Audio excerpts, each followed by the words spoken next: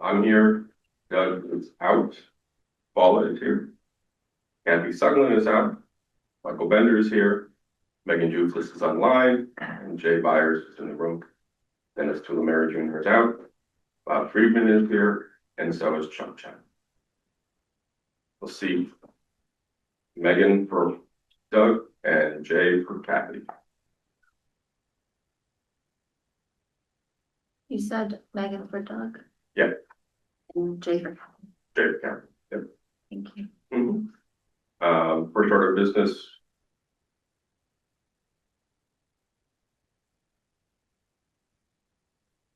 Do we have minutes? I have minutes in my pack there. I just had two agendas in mind. Oh.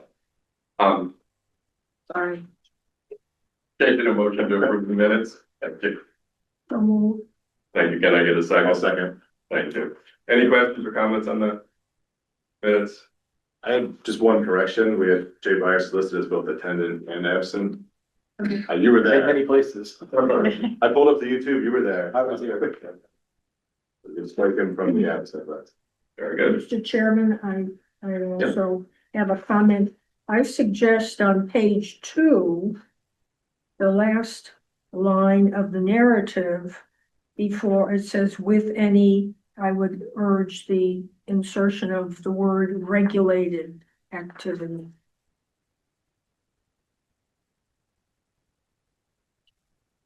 Okay. Anything else?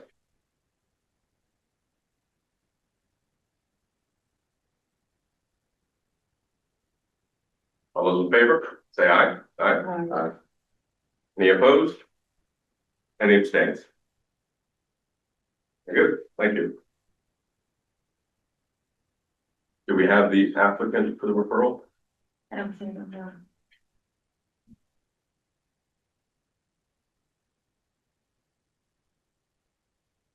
Do we table the referrals?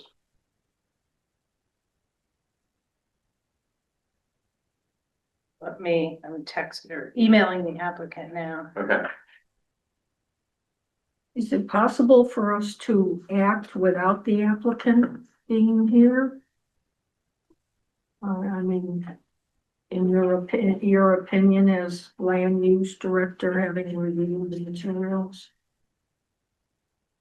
I just heard the door. Okay.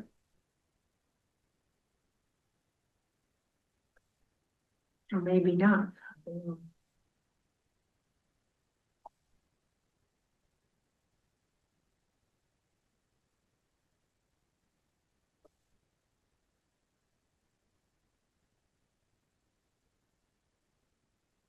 You could talk about and review them and go forward, but if you have any questions, if I'm not able to answer them, the applicant's not here to answer them.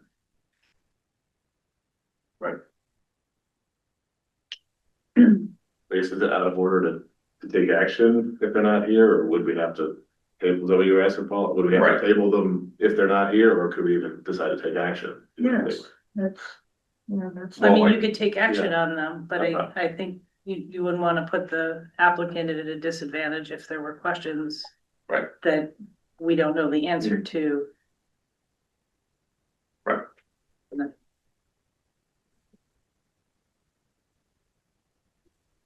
Well, I'll start by saying that a review of the materials suggests to me that in fact this property had been used and documented for many years as industrial use property, and somehow due to paperwork, whatever, has been called, labeled AA1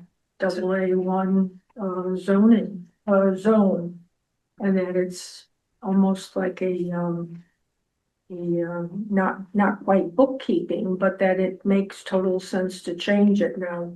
I don't know, I was waiting to hear if there's a different interpretation of what is going on. On the face of it, to me, it seemed clear that. Well, that's why we need the applicant, right? Because the question to the applicant is, what's the purpose? I mean. So the petition is to amend the zoning regulation map for a parcel that on the zoning map is AA1 residential or two parcels. Except the argument here is it's listed on the street card in the assessor's office as being industrial zoned. Which is an error, so it's not, it doesn't mean that the zoning map is an error, it just means there's an assessor, the zoning map is the zoning map and it's the AA1 zone.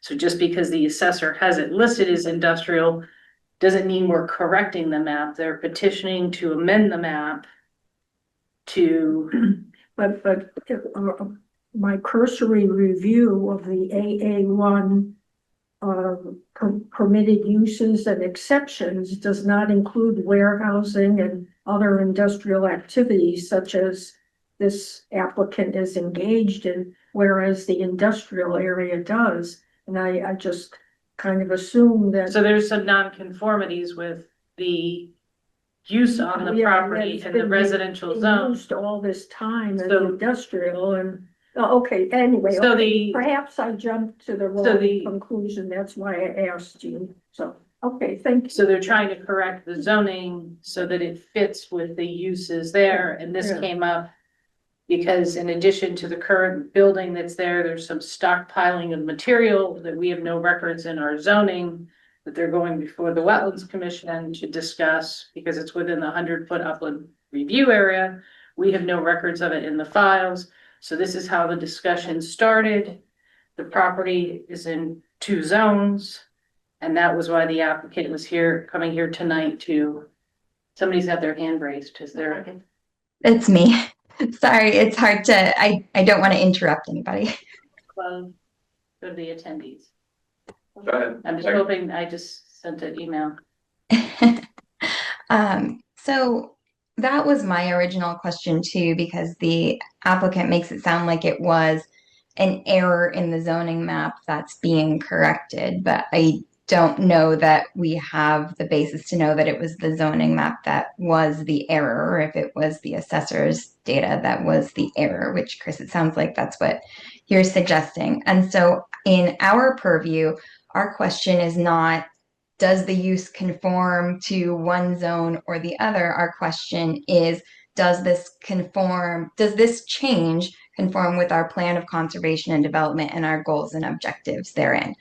So when I was looking at it, I was looking at the location of the parcel. It's next to a residential zone. It does have a couple of industrial properties next to it, but it's within the area near the train station and Main Street on the one hand, and then the marsh on the other hand. So I would say, as far as goals and objectives in the POCD, it leans more towards either like a residential mixed use kind of a thing, or towards a conservation preservation kind of a thing, and not necessarily towards a industrial thing. That's just my initial perspective on it, but I kind of wanted to frame the question. I mean, I agree with your interpretation and the question. It's does changing this assist the plan of conservation and development, or does it detract from the plan? I guess my question to Chris is, when you have an issue like this, do you look to the zoning map as being the source of truth and the assessor being incorrect? So we often find parcels that'll say on the field card from the assessor zone business, but on the zoning map, it's residential. So just because however it's fed in doesn't necessarily mean it's correct. The zoning map is the official map. So So that's the source. we're as a commercial entity. that they need to take up with the assessor. I'm just asking, have they been taxed as a? I don't know. It has nothing really to do with the plan of development, and it's not really a correction. There's an issue with what's on the assessor's records that is going to be corrected to reflect the current zoning map. The issue at hand is the proposed petition to go from the AA1 to the industrial zone consistent with the plan of development? Also, is it AA1? The map looks like it's actually A right there, not AA1. And both the applications say change from AA1 to I. I. When I pulled up like the map geo, looking at the card there, and like one of them. So I'm looking at Yeah. the supporting materials with the application, not. So they identify the properties. I actually put together this map because I thought this would be helpful. This was not from the applicant. So it shows the parcels. Like this way, it's like it's even labeled A, which is like that yellow color. No, it's see, I actually didn't see, it says residence AA1. That's not the one. Okay. So okay, so further down in the map provided by the applicant, it looks like it's cut off. So this map here, I put together for you, it's a zoning map 62, 64, and 66 River Street with a date of September 18th.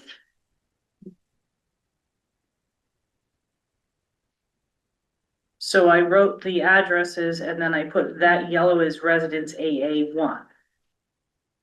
So 62, 64, and 66 are immediately adjacent to the residence AA1.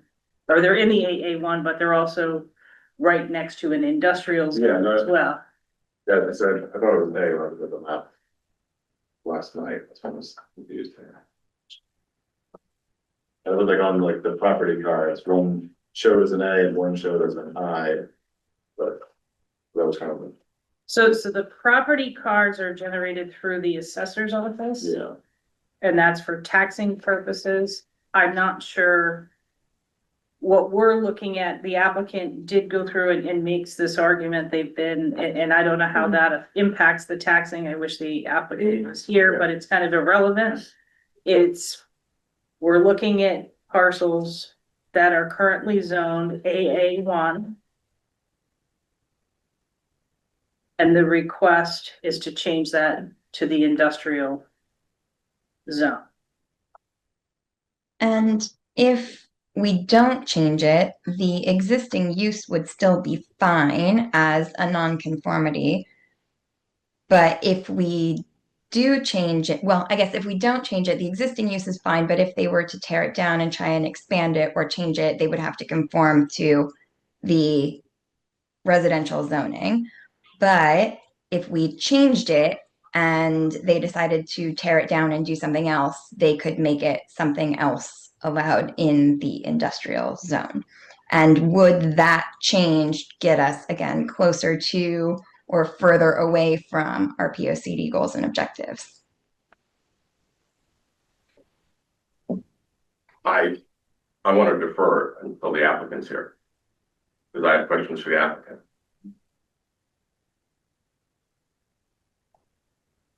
I want to know what their plan is. And why. So the applicant owns the parcels. If you look at the map, this. Yeah. With the The blue, one they provide. the applicant owns the parcel 3737-1 with the industrial buildings. And then the two parcels that are vacant, except one of them appears to have some paving or asphalt from that use on. Right. Was there maybe some like storage? So the parcels, I guess, have been always separate parcels.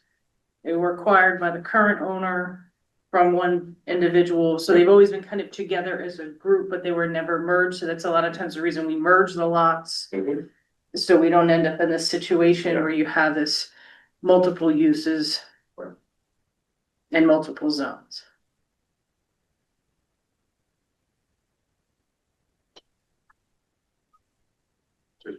You need a motion to table then, or?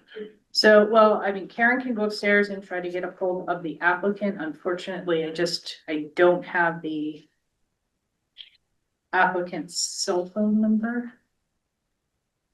Hold on.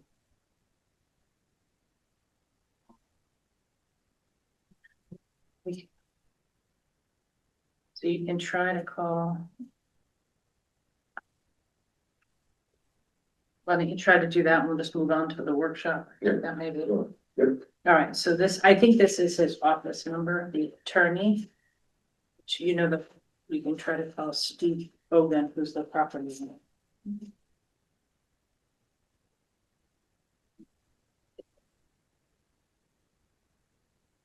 me see if I can get it.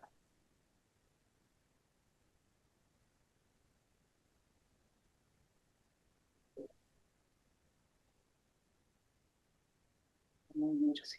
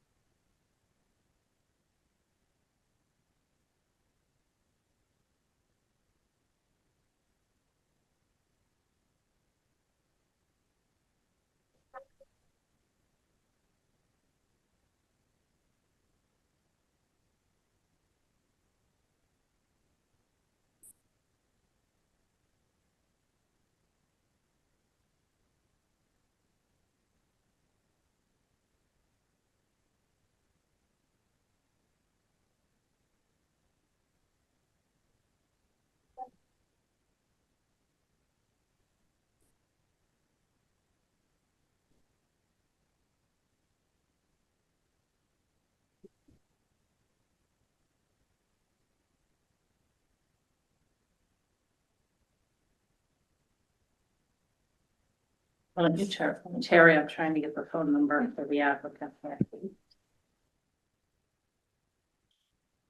You could just.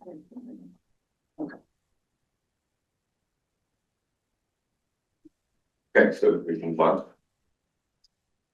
Table it for now, but hopefully get a hold of the applicant. See if they hear. Moving on, so we've spent the better part of a year, learning and listening. So we're on a housing task force now for those in the audience. Oh, sorry. So we've tabled the application for the petitions to amend the map with the hope that the applicants will be able to make it here tonight. Right.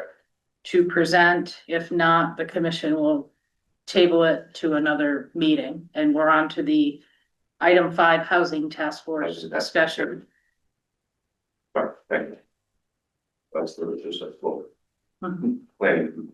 So with that being said, I asked to compile a list of the top five things you learned along the way, and what are your top 5 problems that you see with housing in Old Saybrook. I've gotten comments from Chuck, Dennis, and Bob has ChatGPT.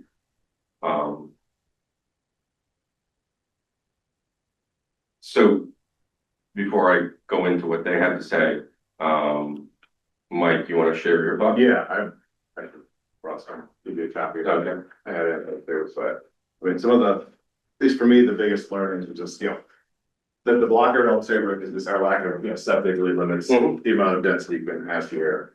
I thought the study from, I think, the regional one, just about like the mismatch between what kind of houses are available and what kind of households are out there that, single family homes, but usually it's like 1 to 2 person households is more the average size. I didn't know that was out there. I thought a lot of the grant and subsidy programs we heard about are really, seem like 10 units and up, so they're all really targeting large developments. Like those are, that's really what all the benefits, all the promotion, everything out there is sort of targeted toward that. End result of that being, we get more apartments, we don't get more like home ownership opportunities. I thought it was interesting, one of the developers, made a comment that you're having like more smaller houses on a given size piece of land could actually end up with like a higher ROI and like investment for developing it, like, 3 600 square foot houses versus 1 2,000 square foot house. You can actually get more out of the sale at the end of that. I thought that was, the developers would build smaller houses and build more stuff if we let them do that. And the state really had their focus on sort of transit oriented development here. Jay, what were your top 5 learnings? I did not complete the homework, so. I have no credit with you. You got to sit in the corner. I was in the corner facing. Water. Okay, follow. Well, as far as the things that interested me or I found helpful was, of course, the technical background and the problems in renovating old structures and changing use in terms of the codes, the engineering involved.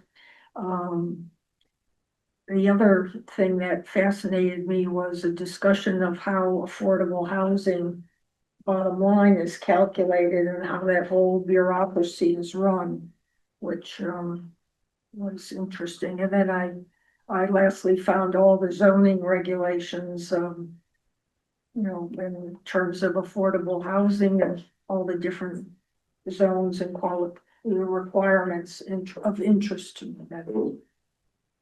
That's, I guess that in terms of the speakers also, that when the private contractors talked about the difficulties in producing private housing and again, the cost trade-offs, the same issues. What they can build, what they're interested in getting into it. And the fact that there are so many other factors, like, didn't really occur to me that topography would be such a big cost factor. And, I mean, they mentioned a number of factors, in the process. So those were the things that stuck out to me. Megan, So I have it split. Are we splitting our responses or are we doing everything all in one go? Because I have it split between, should I just go? Okay. Okay. So there is definitely a need for housing in Old Saybrook. I think that's well established, not just affordable housing, but across variety and price points. That Old Saybrook has an opportunity and a desire to increase housing supply and opportunity around the transit station with CMDA, formerly MRTA, and the TOD plan, and now also the DOH grant. That Old Saybrook has done a lot in terms of zoning regulations to try and increase housing supply, but they're not always being utilized, and we're not quite sure why. And that septic, land constraints, and costs are hindering all development, but particularly affordable and deeply affordable development. so from my point of view, we have a definite need for, I'm gonna say, mid to lower end housing. We have enough luxury housing in Old Saybrook, I think. And I think the developers are constrained or feel constrained because we don't have large plots of land that can support the septic that's needed for, say, 5 houses on, 2 acres. And how do you get water to it? Because we're not everywhere served by public water. There's a lot of wells still out there. So you run into that issue. But I think it comes down to working with developers to increase their ROI, and I'm not quite sure how we would do that. But I think that has to be a way of approaching this. We can't just think the developers are going to do it on their own. I think it's a combination of the town, the state, and the utilities working together, which would be a miracle by any stretch of the imagination. So that's where I come from. What about problem? Well, Chuck basically,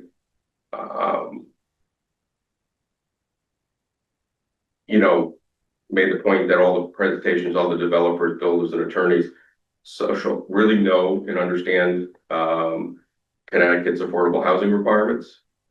The local and regional statewide agencies are working hard to address many quality of life issues. So I'm gonna interrupt just so one thing, not everybody's gotten all of these. Right. So anything that was sent just to you, this is all new for us, so just Okay. Yeah, I think Chuck and Dennis sent it just to me, and Bob sent it to the whole group. okay. Um, So anything you sent just to Nick, if you could send it to Karen and I, because we were just trying to, I'll- we're gonna try to well, I'll compile forward it something. on to you, yeah, Okay, perfect, thank you. so that you don't have to take notes here. And Chuck also feels that the Old Saybrook zoning regulations do not stand in the way of affordable housing. Hopefully I quoted you correctly. That's what I said. Yes. I may be wrong. Well, that's what you said. Yeah, Yeah, but- that's all it meant. And by the way, I'm adverse to reply all, so otherwise I would have done that. Or you can just send it, just so I, or Yeah. Nick can send it to me, just so, because we're gonna kind of compile a summary. I didn't realize everybody was preparing ahead, but that's good. I'm happy Yes. to go prepared ahead. That's right. And I'm gonna skip Dennis's for now. And then, Bob, you wanna talk about what your points were? firewalls of, That's why I handed it back to you. in order to grease the wheels for private sector developers to build housing, out, money is always a factor. So money from CHFA and or tax increment financing is not likely to make an impact on the size of the projects that Old Saybrook can accommodate, and enticement of builders to build missing middle housing in Old Saybrook is the way to go. But CHFA doesn't handle stuff at that small scale. And tax increment financing, as Cora Fortuna mentioned, which is like 2 years ago, 2023, they were up to somewhere between $75,000 and $100,000, and that's not enough. So the dollars aren't there to do what Old Saybrook can do. That's number one and number four rolled together. But as for what can be done, the transit-oriented communities or transit-oriented development, the term is morphing. They emphasize proximity to the train station. And to me, that's okay on this side of the railroad tracks, but it's dumb on the other side. There's a cemetery over there, industrial properties. The cemetery itself is more than a half-mile walk from the train station, past CVS, over the bridge, into the traffic light, and then turn to go between Mystic Market and where the sheds were displayed. It's more than half a mile, so it's not within the walking distance that transit-oriented development recommends. So let's focus on the side where it can make a difference. On Lynn Street, where the most recently constructed and soon to be leased apartments at the corner of Lynn Street and Elm Street, 8-30G, that one corner building is technically within a half mile of the train station, but the others closer to Doro and TJ's Pizza, those are again beyond the half-mile walk. But that's still a great location because you can walk to food, grocery store, shopping center, and you can walk to Main Street.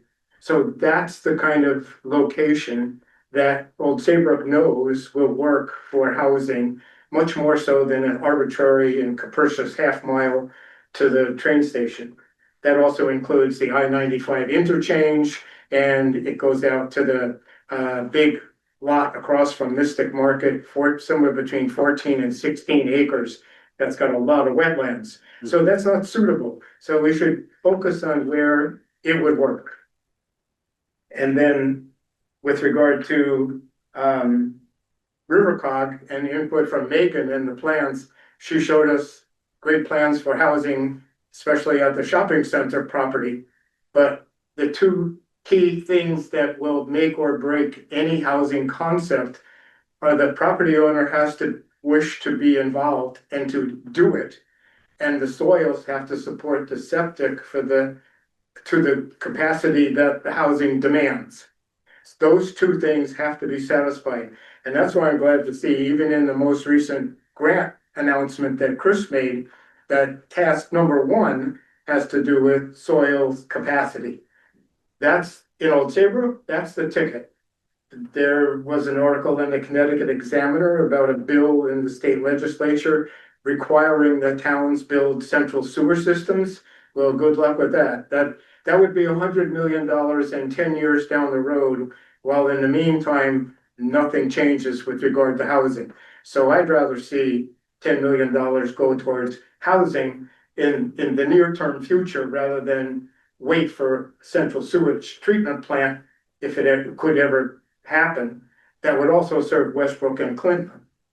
We went through that a long time ago, when that referendum was more than 20 years ago, right? So I'm not certain that the feelings toward a central sewer system have changed that much for the residents of Old Saybrook. You flush it, you own it. That's still the way it works here.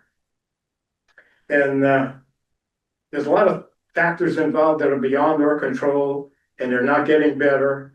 Lumber, cabinets, furniture, construction costs, labor costs, infrastructure, everything rolls into negative pressure on the possibility of home ownership and for developers to make enough profit to build the smaller scale projects.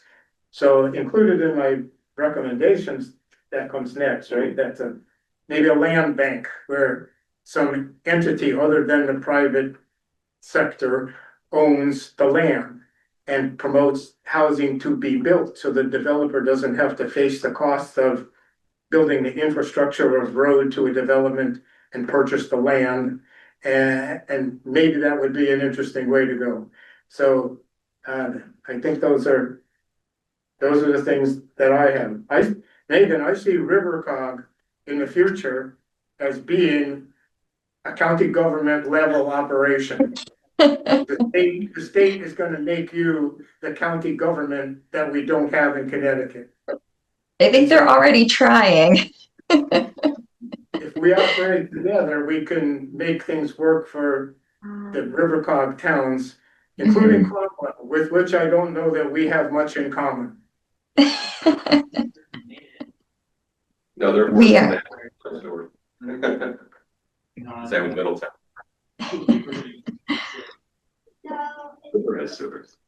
And so is Haddam, yeah, East Haddam. Essex, yeah.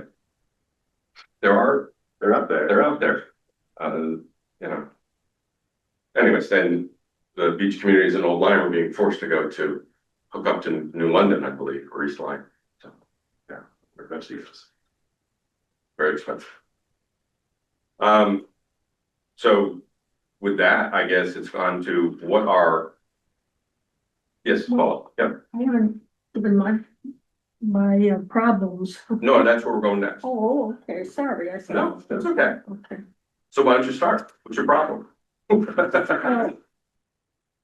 Well, I guess my first problem is that if we focus on apartment buildings, we're attracting a transient population, and I don't know that our town really wants to support that. We really want people who will live here, start our homes, families who will put down roots, if you will, will be invested in the community, will volunteer for the different clubs and be a part and enjoy the community. So I think that's also part of our plan of conservation and development to support vitality and sustainability in the community. So and then the other obvious things are, I mean, I'm still in a water emergency as far as Connecticut water. I mean, we haven't had rain in a very long time, and I just find myself thinking here, we're talking about building more. So I think actually at this point, I'd like to hear somebody from the water company talk about what are the constraints that they see going forward? What kind of development could this area realistically support? And then the third thing is I do continuously hear from people in the community who are not necessarily interested in it becoming more dense. I mean, they like the community the way it is. So we want to be aware that we want to include the community in any choices that we make along those lines. And then the usual, the septic is a perpetual problem. And I think that's the land availability. And then lastly, Connecticut is one of 7 states that has a population that has declined every year since 2016, which we're aware of. So again, why, perhaps we should be taking a hard look as to whether this is really the locale to, and how much density this area ought to absorb. And there aren't really jobs that are crying for people. So again, I think there has to be there obviously is a top-down pressure on us to build.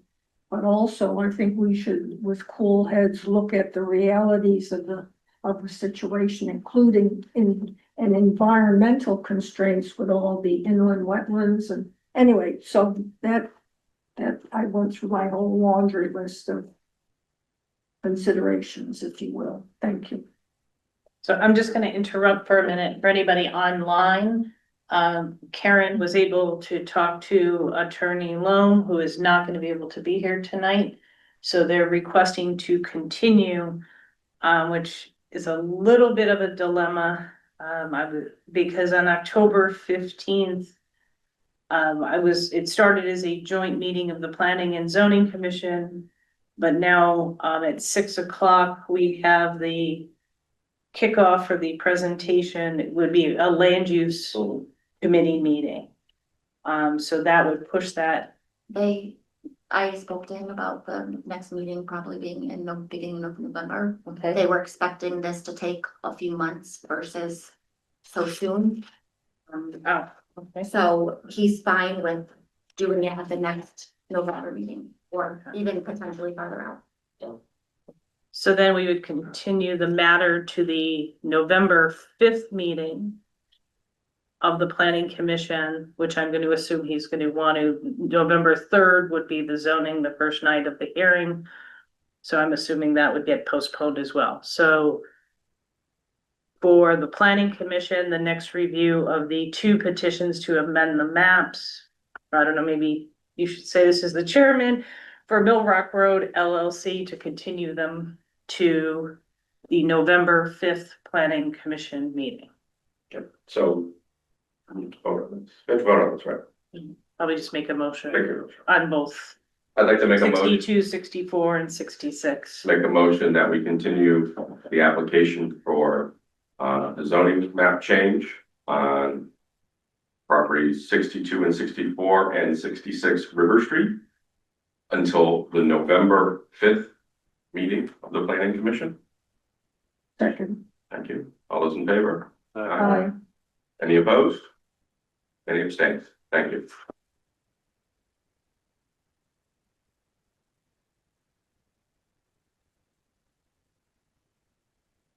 So back to the housing type.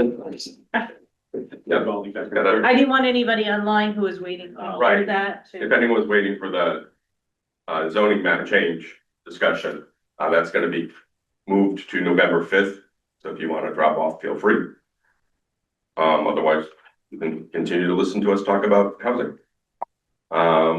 Megan, what do you see as the big problems?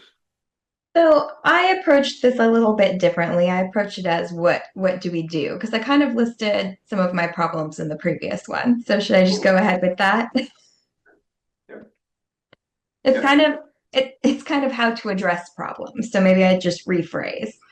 I don't think that we have a great idea right now as to where we want to see housing intensify versus not, other than what Bob has already said about the areas that make sense near the train station. So I think the first thing is us as a group looking at a map and figuring out where generally, roughly speaking, those areas are, probably using survey responses to help us figure that out and make sure that what we're doing is tracking with what people are thinking. The other thing is, if we knew where those areas were, I don't know if we know that the zoning in those areas match our intent for those areas per our POCD. And so I think that a thing to do would be to check the zoning in the areas that we're saying make sense for more housing and see if the zoning is aligned with those intentions. And then I think these things would kind of have to work in tandem. But I think you would have to look at feasibility because we don't know necessarily, kind of similar to what the DOH grant is for. We don't know exactly what the septic capacity is on that site, those sites, whatever they are. We're not quite sure yet. We're not necessarily sure what parking requirements are necessary, and we know that parking is very expensive with no ROI, and it takes up valuable space. So I think those things plus like a market feasibility, return on investment sort of study to understand what a developer would need in order to turn a profit building on that site. And then working with the zoning commission to make sure that the regulations match the things that will incentivize development within those parameters. And also maybe working with the public, to Paula's point, involving them in the process. Once we know what the areas are, maybe working one at a time as we're going through these feasibility things, maybe doing sort of a specific plan or a master plan with the community, similar to what was done for Mariners Way, having a lot of public conversations and visioning and creating a product that can then be marketed out to developers to say, this is what we want here. Generally, the regulations are there, the feasibility studies are done, there's a picture painted, the public is on board. Tell us what you got. So those are my key issues and also solutions, because we like to keep it positive. Thank you. I kind of took a similar approach to maybe kind of combining my problems and actions here, so I'll sort of go through them. I mean, one thing I think the big problem is that like 830G doesn't really give us affordable housing. It's kind of, I think a lot of developers sort of see it as like it's a last resort because it lets them kind of do whatever they want, where they want. And like, I think we'd be better off focusing on, like from a zoning perspective, let's create the zoning regulations and a framework that makes it easy for developers to build the things that we want them to build in the places we want them to build. I think if given a choice, they would prefer not to use 830G if they could get more money out of a given property otherwise. So some of the things I kind of looked at was, you know, like in the transit oriented area, like, are there ways that maybe we could, you know, enable things like cluster lots or, you know, more sort of smaller homes in those to kind of consolidate things. I know I thought, like, should we, you know, allow like the accessory or mixed use, you know, developments for not just B1, but maybe every business district. So at least anywhere that's a pedestrian nodes up and down Route 1, or even, you know, maybe not just half a mile, but maybe a mile or two from the train station, places where it might make sense. But make it like a permitted use for the property, not a special exception. Again, that puts friction on the developers and gives them a reason to say, I don't want to do it. It's like more application process they have to go through. I also think we should look at, you know, maybe allowing, you know, more multi-unit conversions, taking single family homes and putting them into 2 and 4. We allow it, but it's like the special exception, it's only properties that are built before 1944. If we allow that and all residential areas, or maybe only within sort of a TOD radius, that could give, you know, new families an opportunity to maybe start with homeowners, say buy a home, convert it into a duplex, rent out half of it. Now it's a lot easier to pay your mortgage, and they've created a second unit there. And if it's already a 4-bedroom house and now it's 2 2-bedroom units, we're not creating extra septic needs on the town. We're not necessarily creating extra water needs. You know, we would figure out how the parking work there. But I think that could open up more opportunities. And it's not putting the focus on large developments, large apartment buildings, making more kind of citizen developers, more opportunities for smaller developers to kind of get involved here. And somebody just asked, you know, even just like short-term rentals. I don't think we learned how much of an impact that even is. So I know that was on my list of things to consider here. But is that something that, you know, maybe we allow them in only certain areas of town? I don't know how much capacity is actually taking off the market here, but. And then just from a funding standpoint, you kind of brought it up with like the funding here. And like I was, you know, wondering like, are there creative, you know, financing programs either as a town or land bank or working with things to maybe help subsidize, like, you know, building ADUs or doing some of these 2-bedroom conversions, maybe the town has some stake in it. Like I've heard of some cities using TIFs where basically because you're doing conversion can increase the property value. The city would actually borrow money, you know, to put down a down payment to build it based on that future tax revenue. So if we know your project is going to go up over the next 20 years, or the town can borrow that as a TIF, use that to give to the developer to build or do that construction, and then that gives us more units. It pays for it. You know, everybody kind of comes out. So I think more kind of creative financing to enable non-large developers to do things. Okay. Like, Chuck, I'll let you speak for yourself this time. That's fine, put words in my mouth. I took a more simplistic approach to answering your questions than I think all the details that have come. I just listened to when we talked about the fire hose of ideas down the end of the table here. And everybody's got excellent details, but I want to come back to this, the what, the or else issue, which seems to me to be the elephant in the room from the get-go for me. I have to admit to have not read carefully whatever statutory language exists that perhaps forces municipalities to create or obtain affordable housing. So I guess my question still is out there. It's an important one, I think, is or what happens? I think you told me at one point that you don't get to apply for some consideration of grants or something else. Am I wrong about that?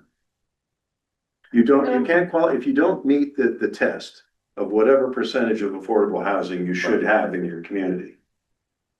So what happens? So if you don't have 10% of your housing stock deed restricted, and it is kind of a so what, I think in some ways 830G, which is the affordable housing regulations, that someone could come into an industrial zone, a business zone, any zone that doesn't allow for housing. 830G would come in and say, well, I could take your prime industrial property and cram a bunch of units in there. But my experience with our boards and commissions over the past almost 25 years now is that 830G is not a scary tool. We've had nice developments. The towns look for developments as long as, so you can only deny an 830G for public health and safety. So the goal where it's this, you get to the 10% and you deed restrict these units depending on the tool.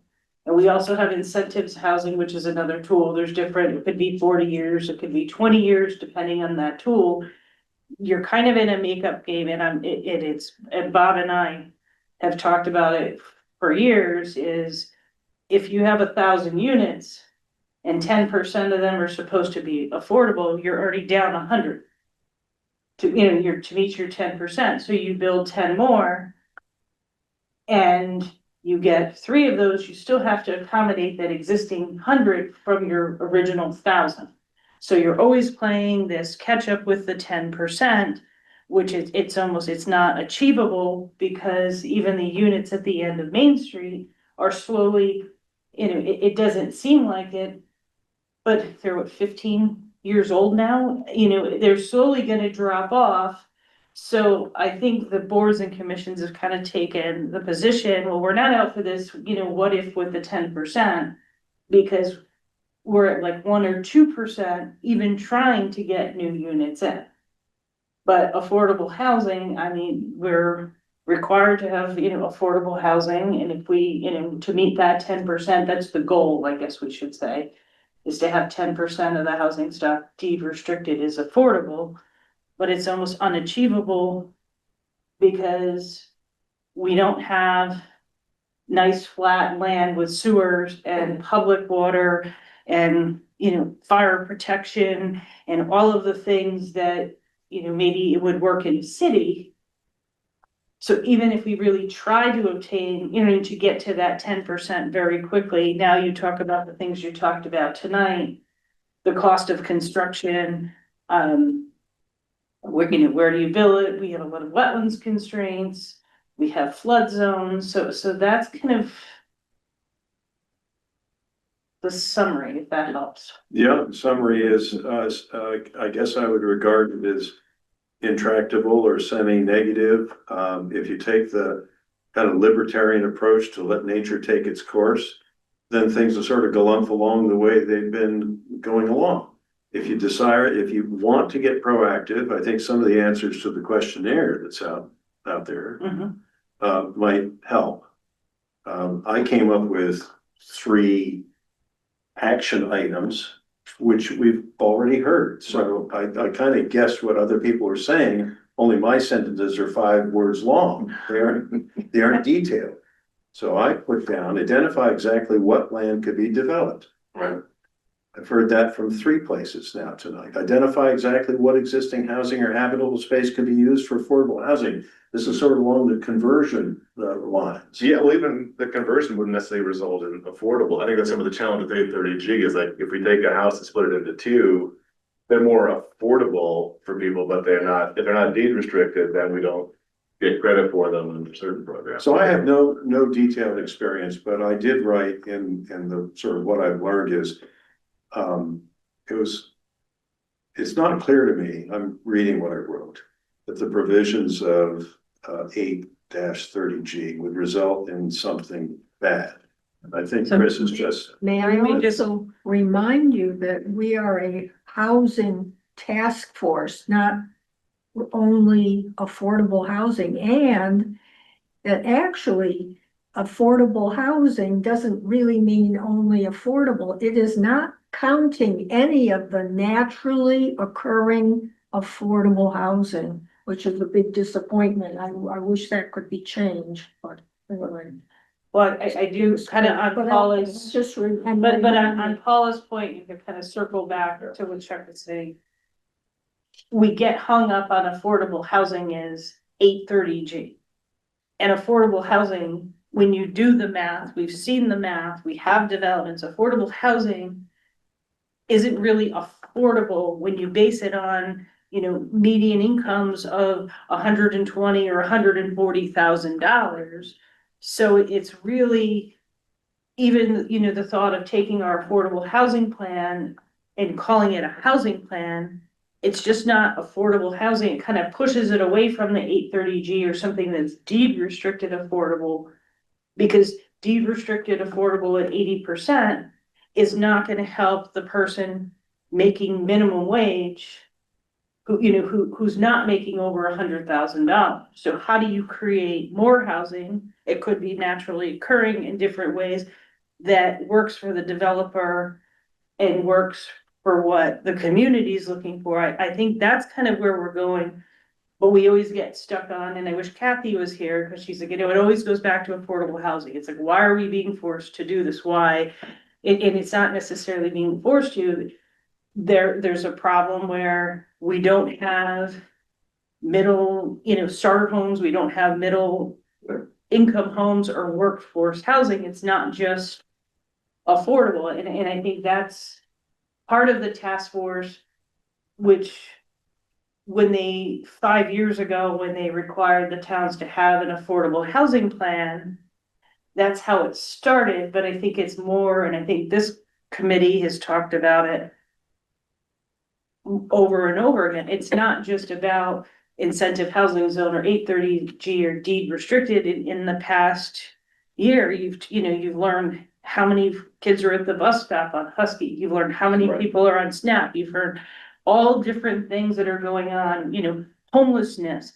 So it's how do you get people into homes that are not necessarily affordable because it's, we're being forced to do it. I think this committee is looking at solutions to fit the community that includes affordable housing. Does that help or? Yes. I think Two things. One, the state does not officially have a target. They use the 10% as a guideline for when 8-30G is no longer a tool for a developer to come to a municipality and disregard the zoning regulations. It's not a target. So the state really doesn't have a target today. When HB 5002 was under consideration, there were parts in there that had used the term fair share, and they allocated housing to various municipalities around the state. Those numbers would have been a target, but the governor vetoed that bill. So right now, we don't have a specific numerical target. That's one. The other thing, question that I would ask, if the floodgates were open and you could build 100 new dwelling units in Old Saybrook, would it have an impact on the cost of housing in Old Saybrook? I predict no, it would not. They would all end up, every rental would end up renting for the same as it is today. And so where is that number? If you build 500 new dwelling units in Old Saybrook, and that's like 10% of our total number of dwelling units, would 500 make a difference in the cost of housing in Old Saybrook? Maybe. And so we're looking at, to have a supply number impact the cost of housing simply from supply and demand, we'd have to increase our housing units in Connecticut, in Old Saybrook, Connecticut, by about 10% or more. And I don't think that's realistic.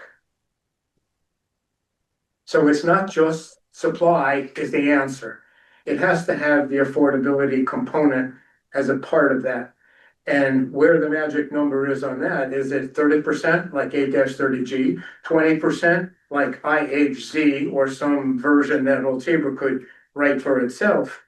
But to write it as 10%, which people think of as a target from the state or otherwise, that doesn't increase your total percentage of affordable housing.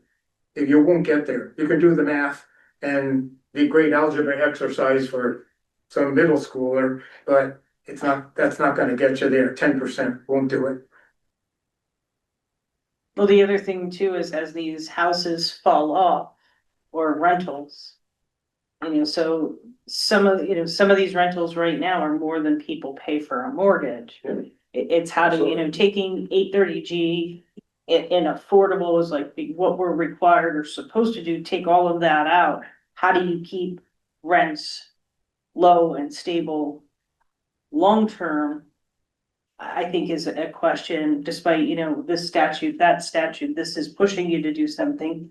Because the 830G units, we're getting 60s and 80s, we're not getting 40 and 30%. That's really gonna help the people that need it. And to Bob's point, we could build more housing and we could build and increase the supply, but when we're selling the houses for $1 million each, and they should be really $500,000 each, it's not helping starting homes and starting families. Well, I think Paul's point about, we don't necessarily want more apartments, we want people who can, I think we want more home ownership opportunities too. And could that be more condos, or, you can do a condo as a duplex or some, and even like, splitting a house, duplex, if you're owning half of it and renting half, that's still creating a home ownership opportunity for any family who couldn't buy that as a single family house, but they can buy it if they can rent half of it. And if we can increase those numbers, you will drive the rent down Over time. Yeah. I- You're seeing it now. You're getting, sorry, Megan. You're seeing the rents in the apartment buildings are staying high. But when you're looking at a rent of a house or something like that, those are starting to come down. Because if someone's gonna spend 3,000, I might as well go live in a complex. Because it's got amenities. If I gotta rent a house for 3,000, I gotta cut the lawn, I gotta shovel the snow, it's still my responsibility. So that's driving the rents down in housing. And I wouldn't always say that homeownership is cheaper either. If we're looking at affordability, I'm a homeowner and everything around my house breaks. Right, Like, well, that's all, Yeah. sometimes it's easier to just get the lease as opposed to own the car, right? absolutely. So, I think still having the option for apartments and more inventory, just at every level, Yes, apartments, single family, two families, whatever they are. More options, I think, are just better so that we have more fluidity throughout the whole marketplace, right? Like you want people to be able to move in and out of these things so that, they have flexibility, right? And I think that's part of Saybrook's charm is people come experience it and then, if they stay short term, they stay short term, but having more of those options, I think does help everybody at every Right. level. So. And I think if you mix it, as opposed to focusing on larger complexes, focusing more on duplexes and triplexes, I think that is gonna be a little bit more palatable to the population in town. And the septic systems. And the septic systems. But Megan, you got a point. Everything is the limiting factor for Yeah. everything is septic, so let's start there and what's realistic for what our town can accommodate. Everything's gonna be dictated by the soils and the septic. Right. And so. But we need to know that before we Right. can start to do with Megan. You guys kind of touched on it, but it was about apartments, and I kind of want to push back on the idea that people who live in apartments are inherently transient residents, right? If we're talking about people at all life stages, a lot of people, even into their 30s, even into their 40s nowadays are renting for longer. A lot of that has to do with the cost of a down payment. But I'll say that I moved to Connecticut from out of state. And the reason I settled in Old Saybrook was because there was a nice apartment complex, because I wasn't from the area. I didn't know where I wanted to permanently settle. I didn't yet have a down payment. I now live in Old Saybrook. I'm volunteering my time in Old Saybrook. My kids are in school in Old Saybrook, and I own a home in Old Saybrook because there was an apartment here for me to move into when I moved from out of state. My mom owns a home. She's looking for an apartment because she no longer wants the maintenance for her home and she lives alone. So now, as an end stage of life, she's looking to move into an apartment also in an area where she was already living. So I think thinking about that full life cycle, just because you rent doesn't mean that you're not going to be committed to the community. I was volunteering in Old Saybrook even from the apartment complex. Yeah, there's a lot of kids that, in the high schools or in the middle schools that live in these, in that community. I mean, it's the whole reason it's there, right? So. And that's the senior plus, my parents just did that. They sold their house and moved into an apartment. That's, it was like a duplex apartment. They're in the same city. They didn't want to leave the city. They didn't want to leave their community. Right. But you have to make those opportunities. Yeah. And I think to Megan's point is it's good to have a mix and have some apartments, so these tenants said. But we gotta consider, I'm good, I won't go there. Yeah. But a mix kind of gets like, I don't know, Megan, something you know, or this is there like a recommended mix of like, what is the percentage of homes versus apartments versus duplex multi-family that is it more appropriate for a town of this size? Like, what, should we set a target? Should that be kind of the goal of a plan? Like, I think it depends on what lens you're looking through and what targets you're aiming for. Like who are you looking to house in your community? What mixture of age groups are you looking to attract? That kind of a thing. And also like tax-based considerations, things like that. Fiscal lenses versus social lenses, I think would be different, which is a really fancy way of saying I don't know. But I think, like CHFA, their resources are for bigger complexes. Yeah. I think the state needs to work on incentives for people to convert their single family home to a 2 or 3 family to make it affordable to buy. So if I could sell to, a young family that wants to buy a home, that they can convert it to a 2 or 3 family and offset their mortgage, that's a big bonus. But we don't have any programs like that. And that's where we need. It's great, the state can set all its mandates it wants. But if they're not gonna fund them, what good are they? And they don't really do a good job at funding this unless you do 830G. And there's just so much of that you can build. We don't have the land for it. Well, the other thing to think about too is even if they were funded, people could buy 3 and 4 family houses and Airbnb all 4 units. So how does that help? You're in a beach community or closer to a beach area, you're renting them out. And one of the other things that I think Megan said, it's kind of impossible to answer this question. The other thing is we have people in this town who own 2nd and 3rd and possibly 4th homes when they talk about my old Saybrook house, this house, that house. So you kind of look at the population and the number of houses. You've got people who own multiple houses, people who, come here for certain times of the year. You've got the Airbnb thing going on. So it's not like we can say the population is 10,000 and we have 3,000 houses. We need to build X amount more because those houses are being used or some of them, are not being used at all. Right. I mean, do we have data that show like this from the Airbnb or like these are like unoccupied home? Do we have actual good data or is it more just like anecdotal? We're saying, we throw Airbnb around. Yeah. Okay, but what about the person that rents out their home weekly and doesn't use Airbnb? I was, I mean, so that short term, like, well, yeah. Yeah. That's, To me, it's the, so it's the short-term rental. Yeah. Well, Well, the short term also implies, I think, again, if it's a year round thing, I think it's different, but you know. I'll say my folks, you know, they live here off season. They Right. love, they come here to visit the kids and the Sure. family and they live here for 6 months.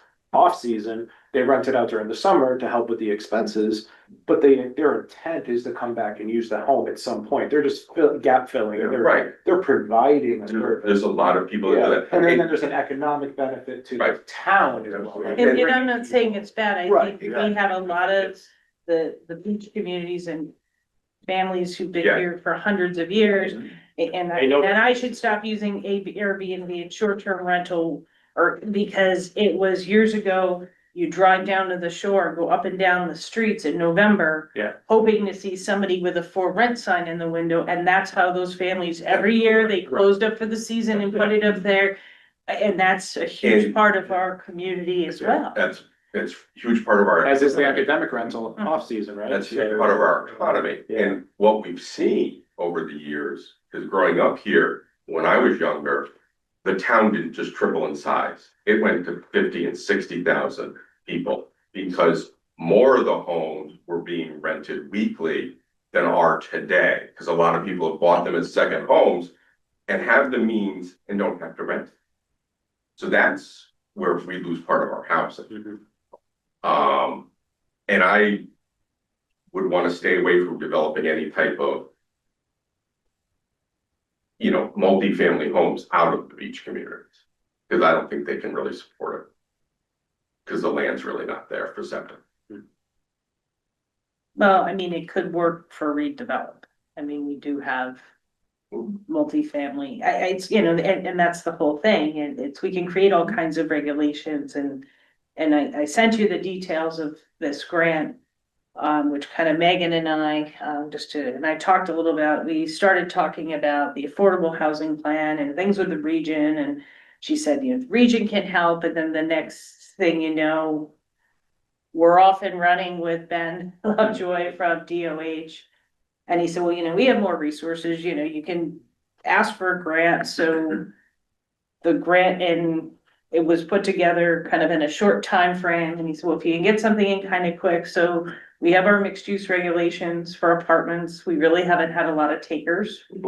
Yeah. We've been promoting, you know, more residential and mixed use in this area. We have a section by the train station in the B2, which is kind of underutilized.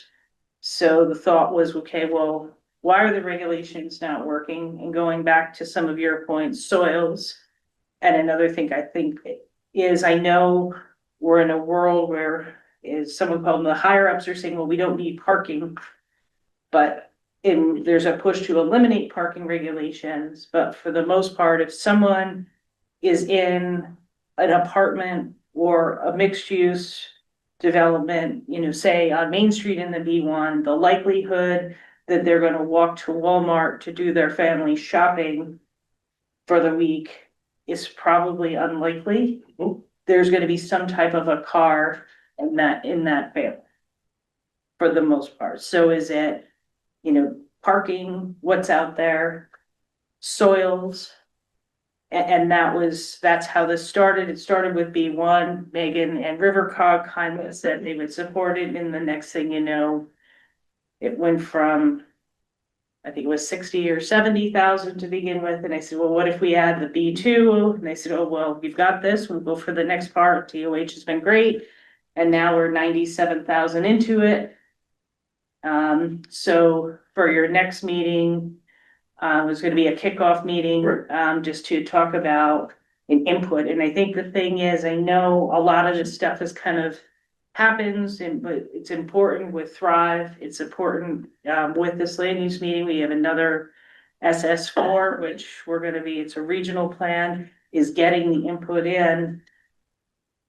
And I know we have a lot of meetings, but overall, even with the regional plans, it's your plan, it's our plan, and I know we're different than Cromwell and we're different than Middletown, but there's segments and you'll see it's, at this meeting, this SS4 plan, Safe Streets for All, and I'm kind of jumping into staff report. But there's sections of Old Saybrook that, due to crash analysis and so forth, this plan shows some significant changes that you're gonna say, because I'll be honest, I looked at it and I was like, wow, that's a change, and this is where your input is needed, so. DOH, that, I think that's gonna be an exciting project, at least it kind of falls within the parameters as well as. And I keep wanting to call it murder. Now I'm saying murder. The CMDA, and the hope is that, we can start going and getting some of these things from, your action plan. And I guess I'm kind of jumping all over, but I'm just gonna kind of roll into this. We've been going through your actions slowly. Some of the actions that on this affordable housing plan to be our new housing plan have changed, like establishing municipal housing task force. Initially, that was to be done through town staff, which didn't make sense. So now it's this commission, which I think is terrific. Promote ADUs, changes to ADUs. Some of these things have happened in the past 4 years. And we're at a point where we need to redo the housing plan. So the one thing, I guess I kind of made some assumptions because this plan is so new. And we've used John Guskowski and the Tyke Consulting Group for the plan of development. And they just did this plan 3 years ago. It seemed to make sense. And we talked about it just to contact John to go through and work with us to get this updated and developed and adopted again by July. There was some questions that have come up as to, would we want to get another consultant and go out to bid for this plan? I never asked the question, so I'm asking the question now. There are a lot of great consultants. This is a 5-year plan. We're four years in. I think we're gonna have a lot to add, but I think practically a 5-year plan, you really can't get much done, like the natural hazard mitigation plan. I remember Mike going, but how are we gonna get all of this done in 5 years? And I'm like, we're not. And we're back at a point of going through and updating it. So the question I have for the commission is, do you want to work with John and Tyke again and get this updated and keep plugging away? Do you want me to put an RFP out and go out to bid? That's really up to you. My opinion, and I guess I kind of assumed, was we just got started on it. Or do we want to reinvent the wheel at this point? In my feeling was that your feeling was you wanted to jump into actions versus starting over. So I'm just going to bring that question to you at this point. Do you want to use Tyke, or do you want me to do an RFP and we can look for a different consultant? Thoughts on that? One thing that I will say is that we don't know what might come out of special session and if there's going to be new requirements for the 830J plans and what they're going to look like. Right. But we So- still kind of do, but at some point, we still have to address what we have on the books. And I mean, I have Yeah. talked to John and other folks, it could change. But revisiting the plan in one way or the other, I think we're gonna have to revisit it, maybe if it becomes a 10-year plan, but maybe we also need to revisit what's in here. Yeah, I guess what I meant was we might not have a choice about reinventing the wheel. We might have to reinvent the wheel because they're reinventing it for us. Well, obviously, we have to take that into consideration. Is, would that mean it would make more sense to not make a decision on hiring someone until after we know what comes out? Is that sort of where you're going with that, Megan? Or- I wasn't really going any particular way other than to throw it out there. No, but it's a good consideration. Is there any cost involved in putting out an RFP to get responses and see examples of different, perhaps a couple of different consultants? No, it's just gonna be more More reading.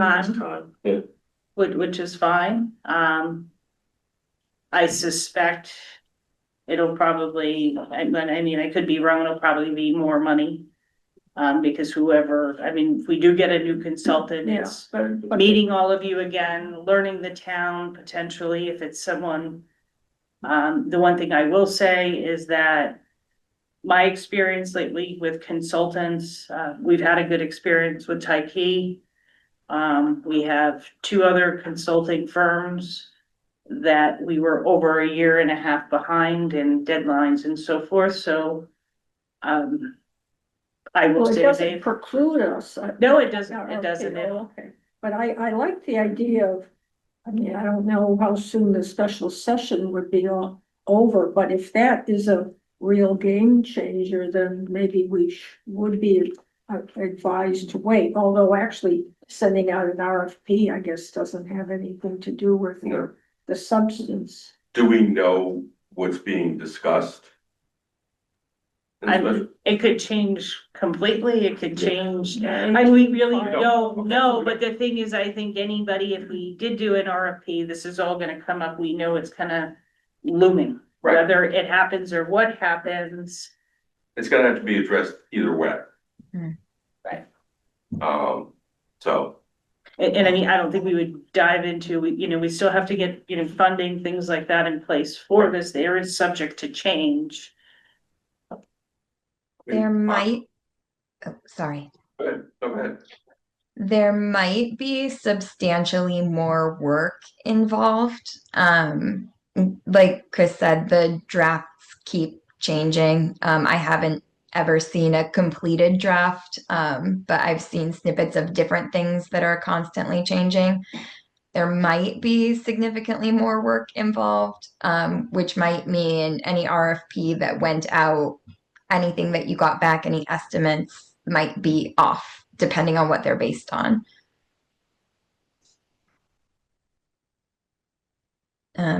For what it's worth, Rivercog did a couple of housing plans for the towns last go around, and we're not touching anything until we know it comes out. But I think we should know by the end of October. So, well, I guess the one thing is, I know that's looming, we still have to go through and would have to do the RFP, whatever else we understand, I mean, I understand that that's happening. But I mean, The only problem. I kind of think, so we just table the whole thing and stop. And not take a look at what we have because this session. I guess I'm struggling to understand, even if they change it drastically, how does that affect this plan? Because the plan is about housing, the plan is about, I mean. The requirements. Requirements for more.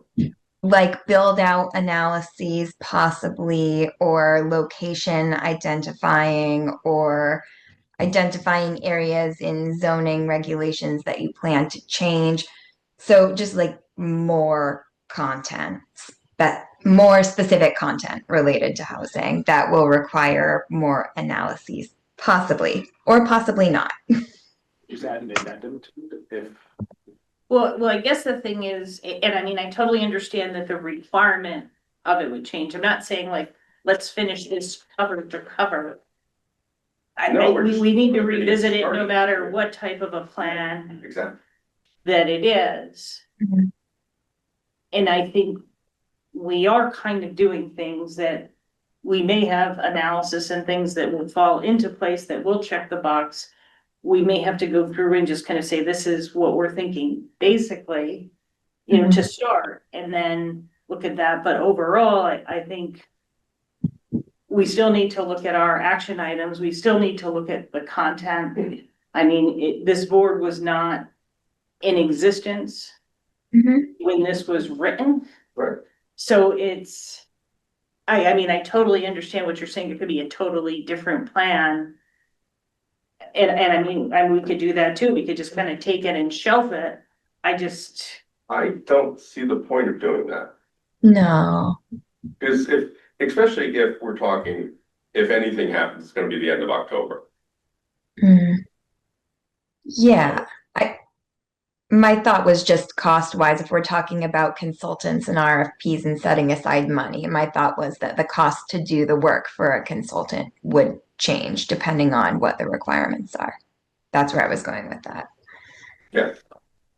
I mean, that makes sense. But as far as going out to RFP, while it can be a useful exercise, right now, I think it's a waste of land users' time to write the RFP and to vet them and do all that. We have a plan. It's okay.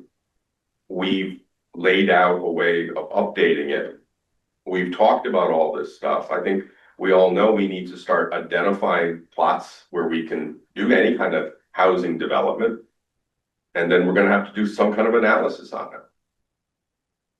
So I think bringing in a new consultant would muddy the works.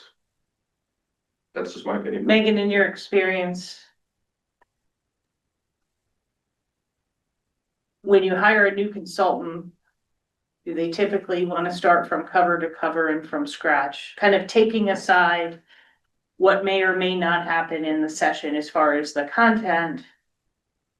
Or are they just going to kind of go with something someone else had? I'm just thinking about cost. It depends on how much I tell them I liked what I already had. So if I say this is what I like, but if you're going that way, if you already really like what you have and the consultant that did that work is available and willing to do the work again, then I don't see why you would bring in a new consultant for it. Well, I It's mean, I on, suspect, and this is just my gut feeling, is someone who's gonna start over cover to cover is gonna wanna rebrand it, redo it, change the formatting. And that was some of the thought of staying with Tyke because, you know, we have something, it may not be everything we want right now. If we put aside what could happen in October, but we can, See, to me, we have a starting point that we can blend now to look at housing as in total as opposed to just affordable housing. Okay. Mhm. And we adjust it that way. And if we use Tyke, it's gonna be cheaper than if we hire someone outside, someone new. And that saves us money. So when we know what comes out of special session, now it's probably gonna cost us what it would cost for the consultant to put together the new plan. As opposed to that plus. That makes sense? Did that make sense? Yeah, I mean, we worked with them to do the whole plan of conservation development. So we looked at some of this housing stuff in 21, we looked at it again Yeah. in like 23. Now we're looking at it again just 2 years later. So, you know, he's got the knowledge and sort of the history of how we got to where we are. So I think your point, like, that's even if everything changes in session, it's still probably going to be cheaper and less effort for him to do it than for anybody else to do it. Correct. And I didn't have any problems working with him. No, If he's confident in what right, he's doing, that's what's most important. yes. So, Unless there's some like significantly better and significantly cheaper option out there that we would expect to get. Yeah. Which is unrealistic, I'm assuming. well, we could ask for it in Word format, throw it through chat GPT, get it redone. yeah, Probably wouldn't understand any of it, but I'm sure there's towns out there that, right? I'm sure there are. I'm sure there are. Anybody else have feeling one way or the other? I sent to everyone the chat GPT results I got from my prompt of how does a town without central sewers increase housing density? Yeah. And it found it very interesting that artificial intelligence gave this as a response. Yeah. So at this point, I would recommend make up your own prompt and try, it's free. ChatGPT.com and follow the link, the clickbait for doing it for free. And you get to ask like 3 or 4 questions before they ask you to register or whatever. So put in your own prompt and you'd be surprised what you get. It doesn't mean it's gospel or it's No. useful, but it's interesting. And we'll So- And it does give citations where it's pulling the information from, which I find fascinating. That it's actually citing where it's getting the information from, so you can follow up. I mean, I use Microsoft Copilot almost daily, so.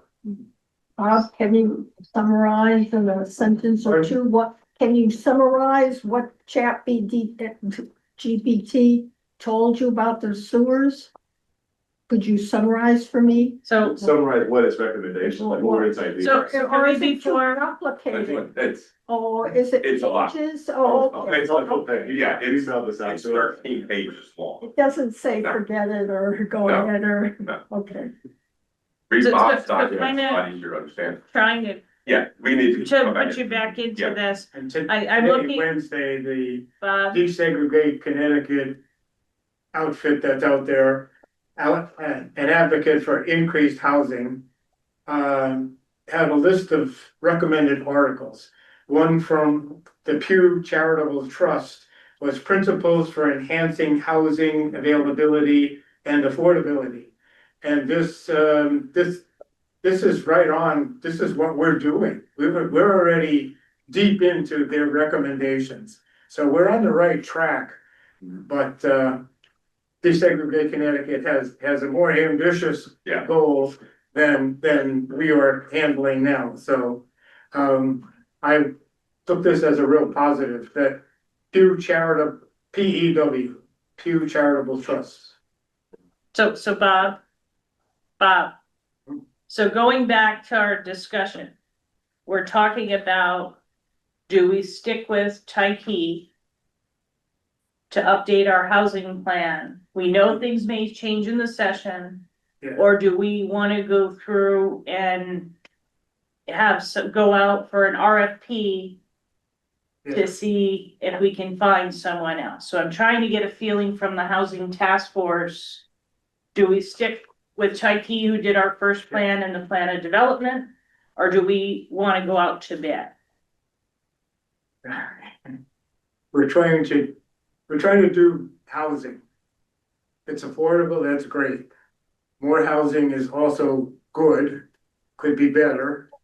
And with the affordable housing plan, we, in particular, I know the zoning commission has not completed everything in the table. So missing middle housing should be more available for developers, property owners, and yeah. So taking the content out of this. The plan was to take this affordable housing plan Yeah, and make it into a housing plan because our 5 years is up. yeah, But the suggestion came out that maybe at year 4 here, we should get a new consultant and start over with this. And we have an RFP, so we're trying to determine right now if we just want to continue with Tyke, deal with what comes out of the session and use them as our consultant. Or if we want to go for an RFP and kind of start over cover to cover. That's where we are with the discussion. yeah. So how do we go about getting there? It's I mean, what's the nut? What do we do to move forward? So do we get a new consultant or continue the way we are? What's your thought? Mike, maybe you Yeah. can kind of explain. Guys, basically, we wanna keep going with like Tyke the consultant or hire. Well, yeah, John Yeah, Guzkowski and him, yeah, and if we, should we bring in somebody new or keep going with John? we have to update this next Yeah. year anyway, so it's what do we make, how do we make it more concrete so that something will happen?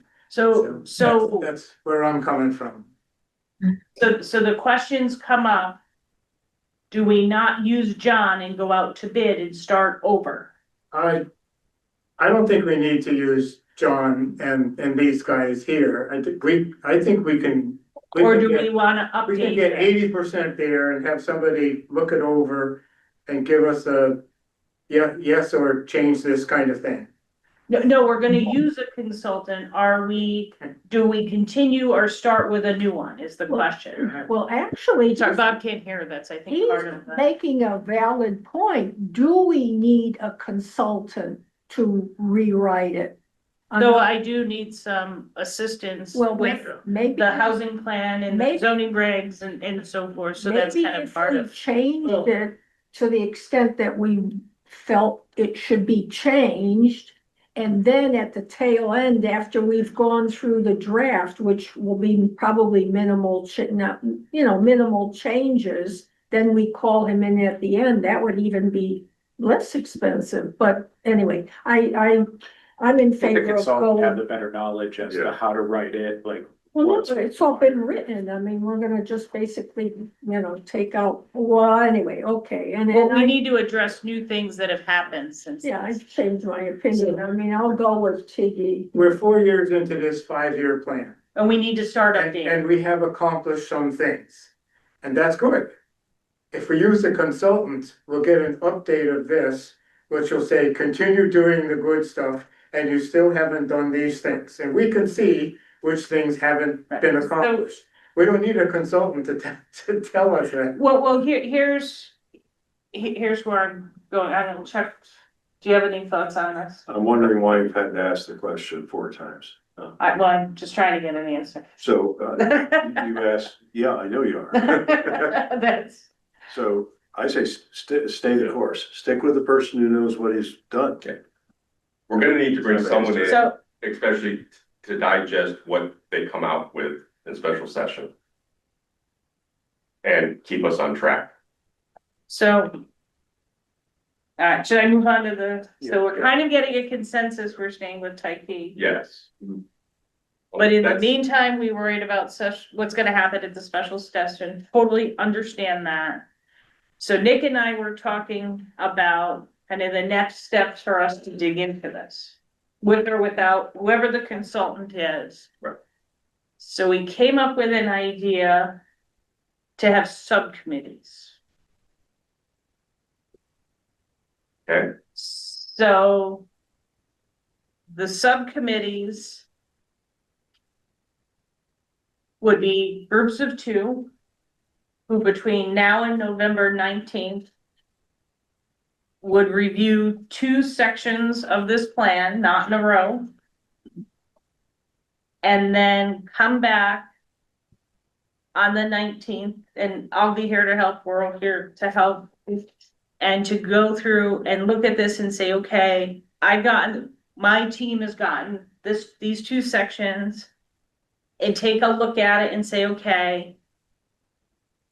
Is this still consistent with the plan of development? My 2 sections with my committee member. Is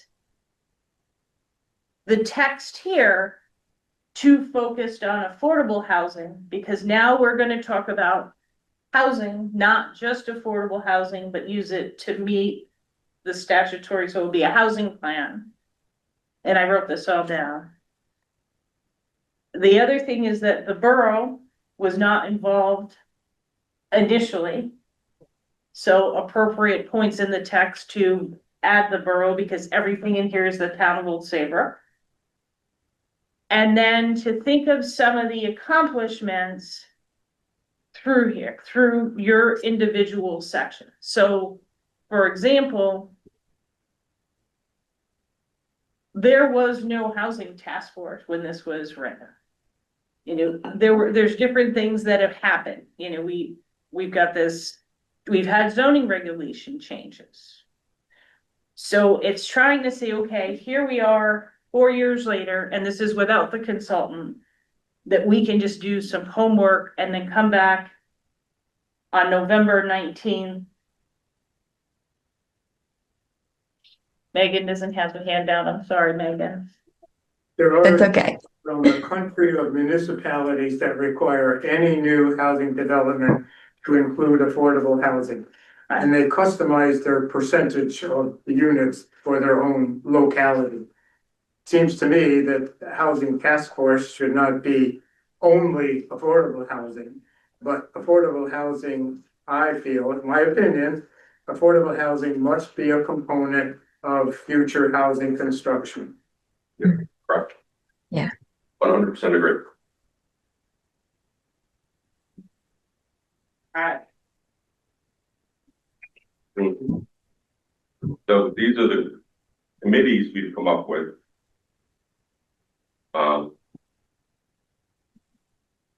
And like, so Megan's not here, so just to, well, she doesn't have this in front of her. She's here. So what we did was we kind of broke down different sections and different subcommittees, and we paired people.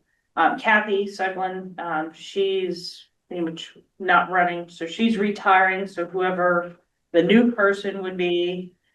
And Megan, we went through and we teamed you with Jay. Okay.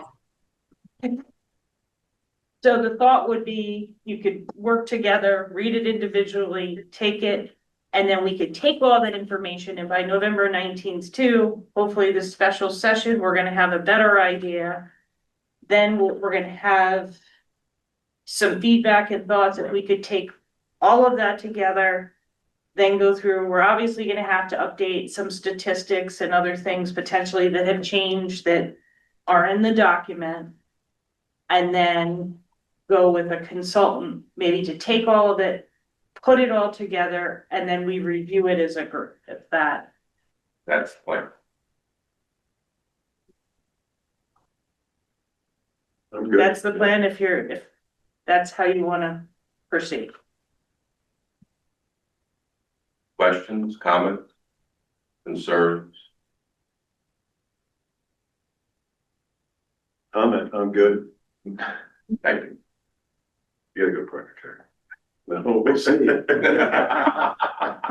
Can we do this at the monkey farm? I'm sure. Maybe read it before we get there. Yeah. Talk about it.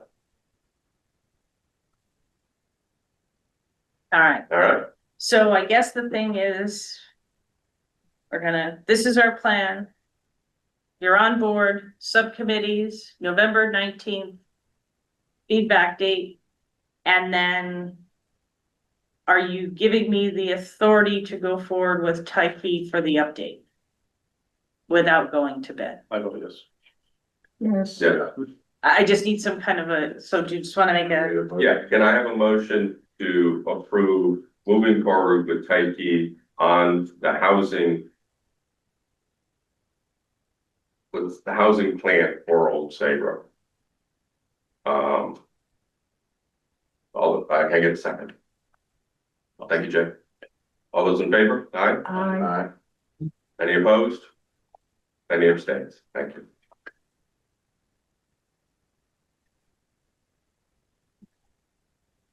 so thank you. So the one thing I did not put in here was the actions. Because I was gonna work on some of the actions, so. My thought is if we can all do something kind of at the same time, we have this DOH presentation, we're gonna get that going. And then, one thing that I asked Karen to help with, Karen's now our land use tech in the office, we talked about promoting ADUs as a concept. And I'm kind of jumping ahead and it's a lot for one meeting, I get it. So we talked about articles, so I had Karen put together an article to explain what an ADU is. Sorry, I put you on the spot. And I've already seen it. She did a nice job. The article is not just me. I had some help revising it. Was it chat? Huh? Was it chat? Well, the one thing we were talking about is sometimes when you get Saybrook events, kind of flip the page. Yeah. Now, are you expecting a written Yes, something after? that, A written what? No, I don't know, a written response. notes on how you would update the section So you to include housing in general. So you're gonna work with Bob, Yeah, and then you'll put together kind of a summary and thoughts on updates. It doesn't have to rewrite the section, it's just putting that information together and saying, there's this, there's that, now that it's housing, maybe we shouldn't include this. Consider this, maybe we should take this out, that kind of thing. Just some thoughts. And if they're documented, that makes life a lot easier for Karen. Thank God for Zoom, so I can go back. So I'll have to teach you how to take the Zoom, put it through AI, so then you get the transcript. Oh, that would be so nice.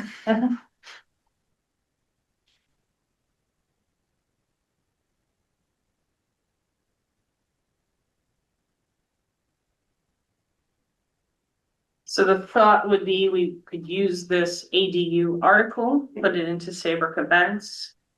We can work in the office trying to do some promotion. Maybe put a little bit on the website. This was one of the things, that was a task. We also talked about at some point potentially having some kind of an educational meeting on ADUs, but I think with all of this going on right now, it'll probably be something in the new year. Does that sound like a plan? Not trying to overwhelm everybody, I'm just trying to make sure we got a lot of balls in the air And I know you and I talked about this. The public session we would do, is that just on ADUs? Because that's what it says in the current plan? Or can we make it talk about more about different types of housing, like the ADU or creating a 2-family or 3-family?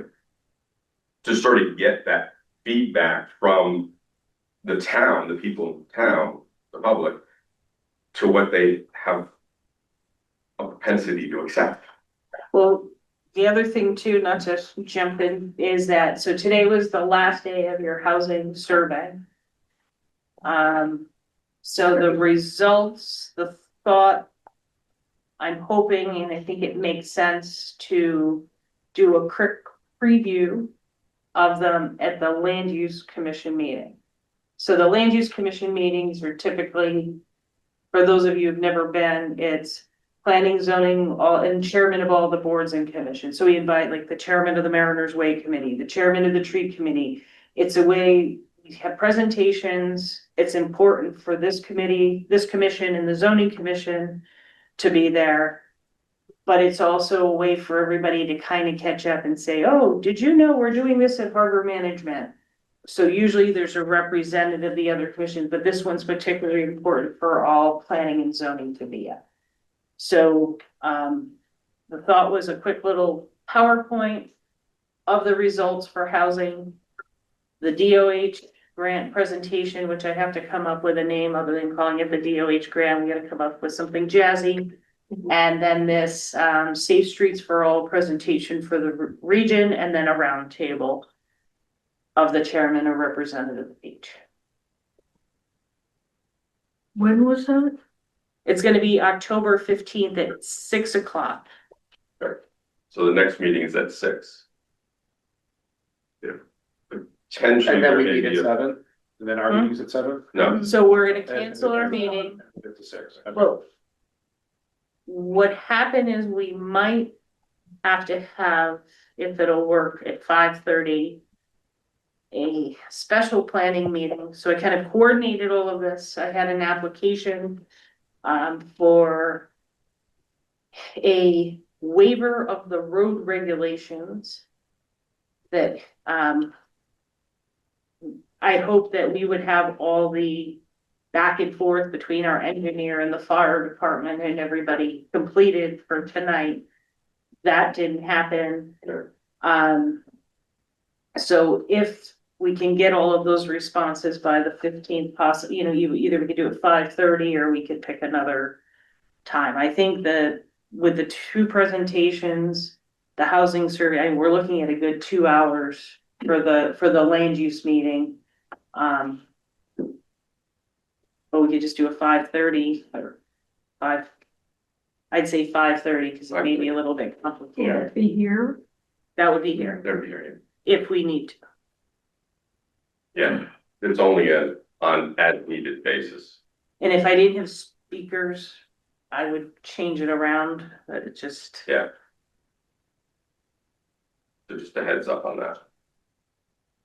Which property for the changing of the fire department requirements, or is that for a specific property? or is It's a specific waiver, so, and we don't want to get into it because it's an application, but Got it. this commission, you're also the keeper of the regulations of public improvements. Those are your regulations. So it's a driveway waiver. It's up on the, on your website if you want to take a sneak peek before the meeting, but I didn't want to put it on the agenda without fire engineering and all those comments addressed, because I suspected, and don't say anything, you would want all of that before making a decision on a waiver. So. I got the engineer's comments today. Okay. Okay. Have I overwhelmed you? Mhm.